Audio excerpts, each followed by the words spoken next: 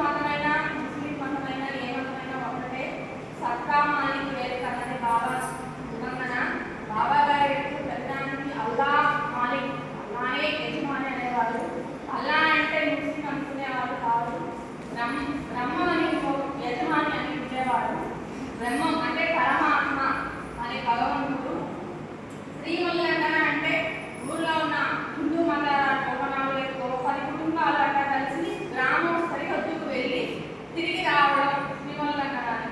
బాబా గారు శ్రీమల్లంఘన అంటే ఇది కాదు, శ్రీమల్లంఘన అంటే ఆత్మను పరిశుద్ధం చేసుకోండి, శరీరం చేసేది శాశ్వతం కాదురా నాయన అని చెప్పడం. బాబా గారు కోపటితులై తన ఒంటి మీద ఉన్నది ఒంటి మీద ఉన్న వస్త్రం చించి నిరసతులుగా ఉండి దుని మీద నిల్చుంటాడు. తన కళ్ళ నుండి వచ్చే ఎరుపు కాకుండా దుని నుండి వచ్చే మంట ఎరుపు కూడా ప్రజ్వలించిపోతుంది.